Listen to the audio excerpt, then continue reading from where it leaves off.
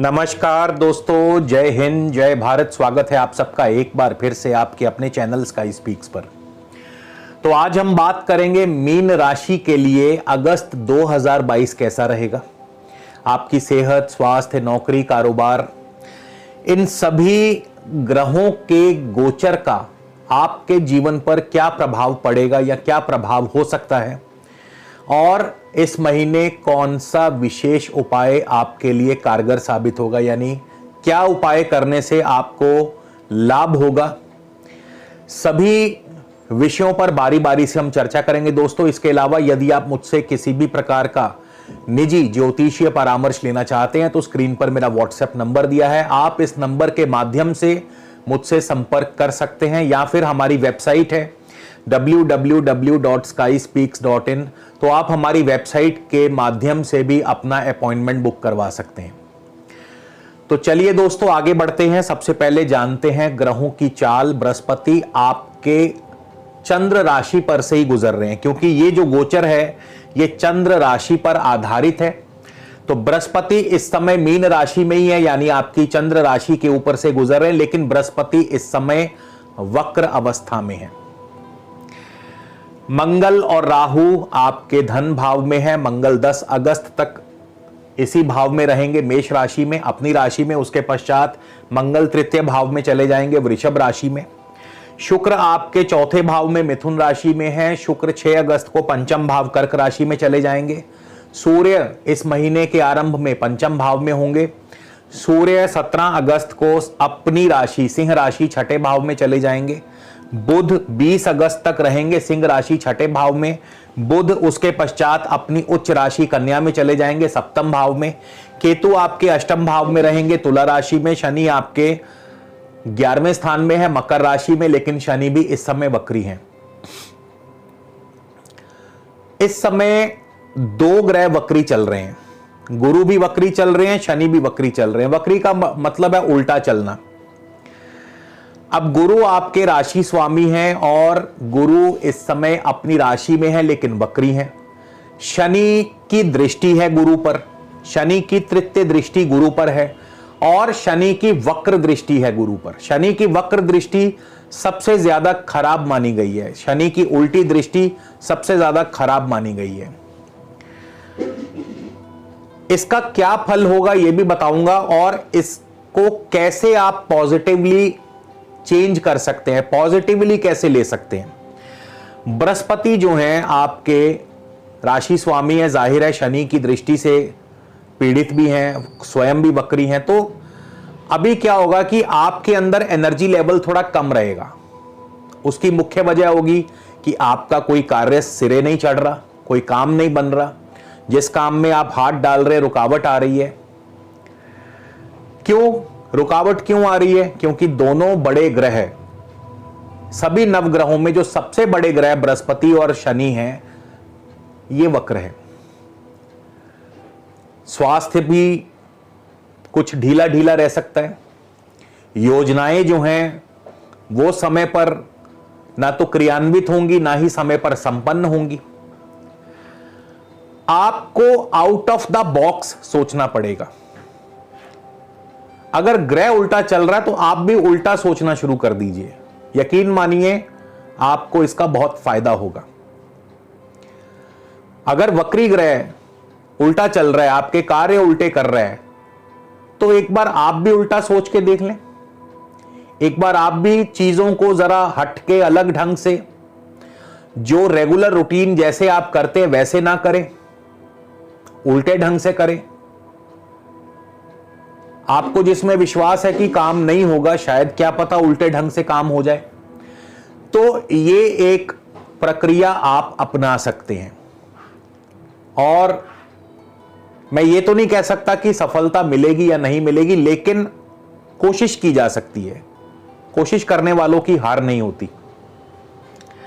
तो क्योंकि बृहस्पति अभी शनि दोनों वक्री रहने वाले हैं, तो चीजें थोड़ी सी डिले करेंगे, कार्यों में विघ्न रुकावट पैदा करेंगे, स्वास्थ्य भी ढीला रहेगा, समय पर कार्य नहीं बन पाएंगे। तो ऐसे में थोड़ा हटके सोचिए, डिफरेंट सोचिए, औरों से हटके सोचना शुरू कीजिए। मंगल राहु आपके धन भाव में है। मंगल हालांकि अपनी राशि में है। मंगल राहु अचानक धन लाभ करवाते हैं, मगर राहु से थोड़ा बच के रहिएगा, अपनी वाणी पर काबू रखिएगा।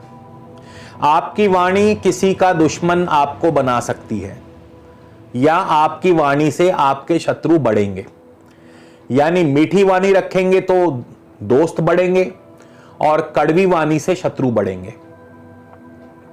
दूसरा, मंगल राहु द्वितीय भाव में है। आंखों में कोई ना कोई कष्ट, सर पर चोट लगने का भय, या मुख से संबंधी, चेहरे से संबंधी कोई ना कोई रोग या पीड़ा अवश्य हो सकती है। मंगल 10 अगस्त को तृतीय भाव में चले जाएंगे, और तृतीय भाव में मंगल बहुत ही शुभ फल प्रदान करते हैं।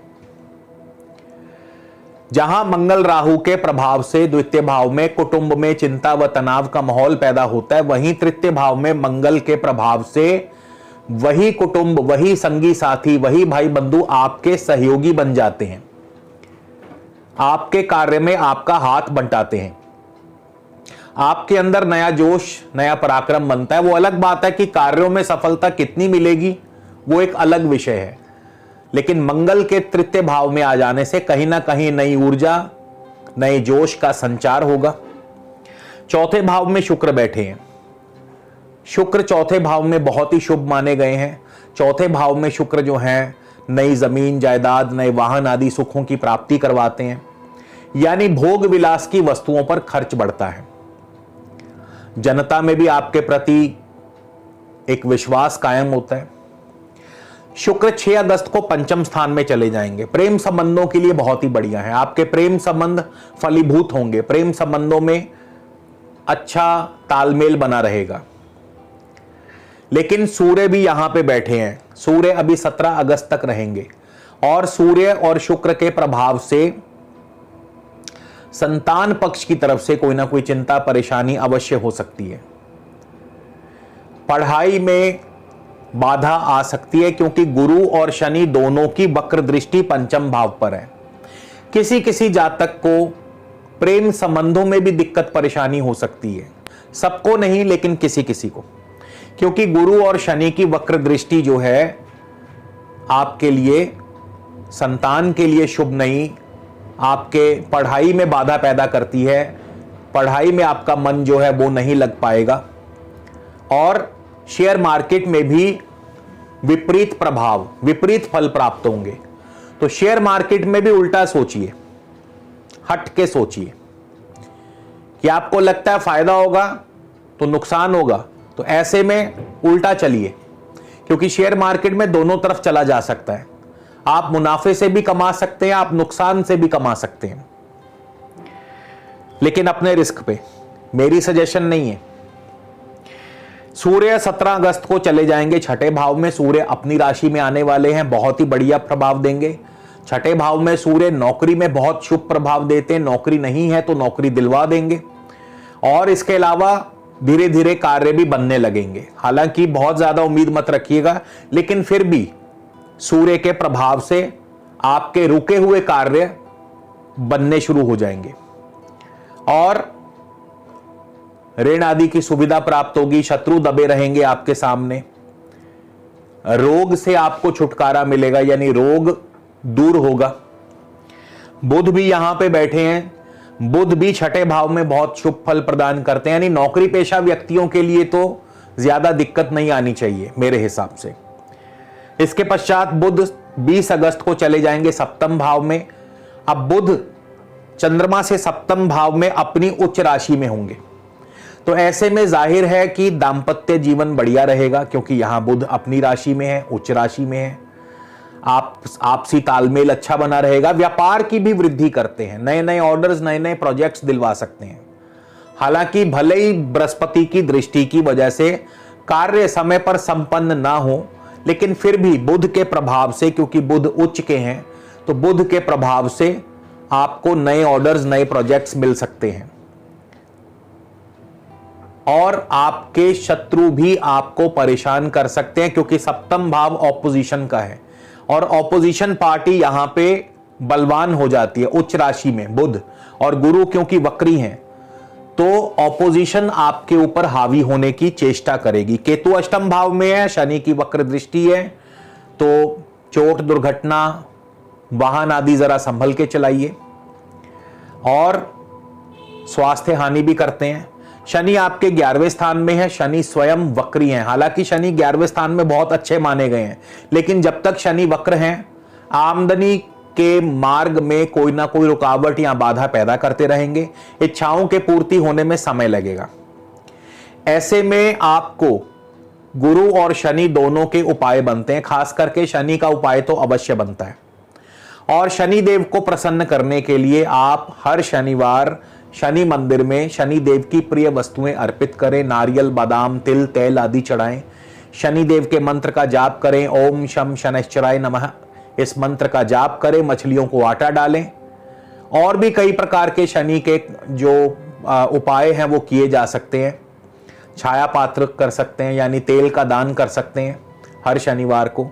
तो शनि देव की कृपा दृष्टि बनी रहेगी और शनि की वक्र दृष्टि का कम से कम प्रभाव होगा। तो इसी के साथ दोस्तों विदा लेता हूं, अगले वीडियो में फिर मिलेंगे। तब तक के लिए नमस्कार, जय हिंद, जय भारत।